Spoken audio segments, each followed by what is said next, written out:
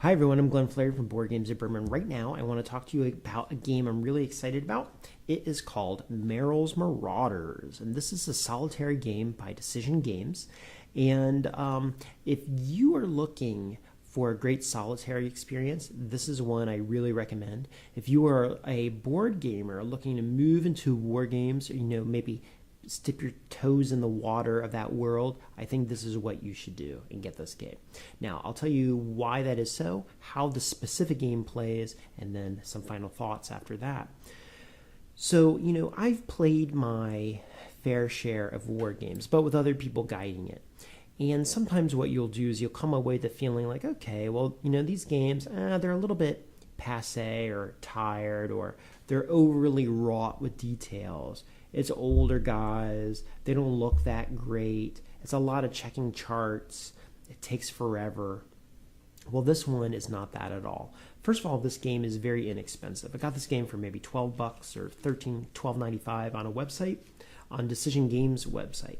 It's going to come in an envelope this size. Look how small that is. Okay, I was like, wow, look at that.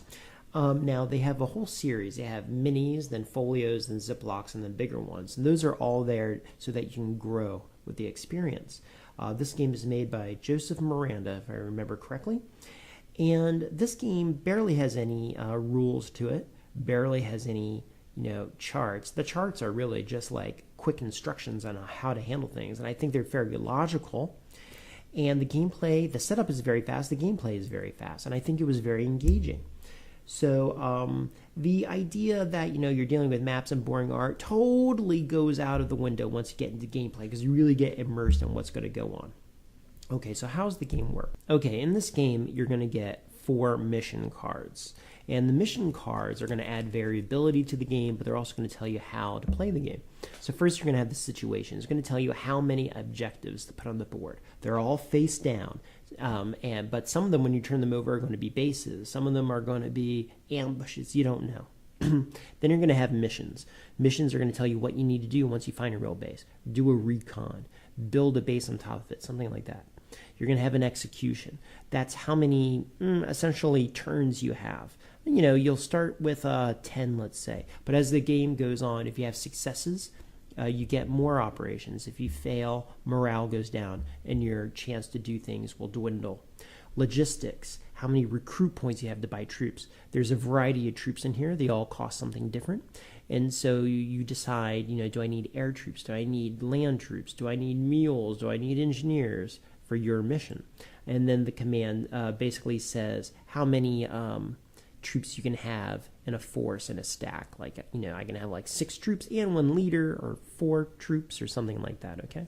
So you're going to get 4 of these. Now, once you get these, you're going to take your points and decide what kind of soldiers you want. Your soldiers could be infantry, paratroopers, it could be heavy artillery. They're all going to cost different, but essentially they're all going to have points on them. And what the points do is they tell you movement and how strong they are. Movement, you can move 1, 2, 3 spaces. Some troops, like engineers, can move across water. There's terrain effects in this game. And then what does the strength mean? The strength means how many die you roll. So if a card says 5 strength, you roll 5 die. And should you roll a 5 or 6 on any of those die, you've eliminated an enemy. Okay? So you're going to buy your troops. Now you're going to place your bases. So you're going to roll. It's going to tell you where to go. Now, when we look at this map here, the map has some information just for quick tracking. But you'll notice you have black squares and red squares. Black squares are where your forces are going to start, wherever they are, on there they are, on their own bases. And then the red are locations where your enemy locations are going to go. But you don't know if they're ambushes or real targets. It's kind of the fog of war, okay, on this map. Now, the map is a piece of paper, but that's fine. It really doesn't matter once the game gets going. And honestly, I got to tell you, I'm glad to have something that doesn't take up a lot of space. Okay, so once you do that, you're ready to go. You're going to move your men. Your men move at this pace of the slowest man. Okay, so they're going to move. Once they move towards a target or whatever, they're going to draw one of these cards. These cards are event cards, okay? And they have a whole assortment of them, and they do different things. This one here says roll a die, an effect or no effect.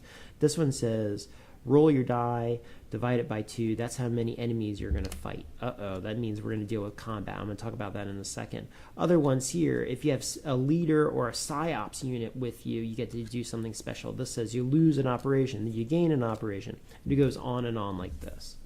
Okay, so you do an event every time. Now, what happens if you have combat? Well, you're going to get combat markers, and these are your enemy. This says 4. That basically means they have a strength of 4. And what happens is you're going to have initiative. You're against each other. And this is where a lot of the fun in the game starts. You're going to roll a die. It's going to say which person goes first, okay? The enemy or you. Now, the good thing, it's always better if you go first because you get to roll your die and see how many of those you can pick off. You can kill someone. You can shake somebody, okay? And the other team can do that to you too. But this affects who you want with you. If you have a leader with you, your die rolls will be a little higher, okay? You might want to call in aircraft. Aircraft is going to drop dice for you to use, and that will help eliminate your enemy. So you have to pre-plan in the planning phase what you need. You have to debate when to call them in, because if you call in a warplane, there's no guarantee they're going to make it back to base safely, because once they drop off die, you have to roll to see if it makes it back. You can have paratroopers, they can drop in, but if they drop in, you got to roll to see if they land safely. So boy, I'll tell you what, between all the different variables in this game, between where the bases are and if they're ambushes or not, what troops you decide to use, which mission you're going to do, all for $12. There's a lot of replayability here. It's not hard to understand. I understood it. That's what amazes me. So I think this is a great step. I actually bought a bunch in this, from this company. I bought Custer's Final Campaign, but they have like Vietnam and World War II and then Revolutionary War and all these different things that you can pick from. I just happened to pick a smattering. And I bought some other company stuff too that I'll be reviewing in the future. But boy, I'm really impressed by what this offers. This reminds me in a way of Death Angel. And I'm not even sure why I can pinpoint it, but it does, okay? Anyway, okay, check this game out. I think it's worth your time, all right? Thanks, guys. Have fun. Talk to you soon.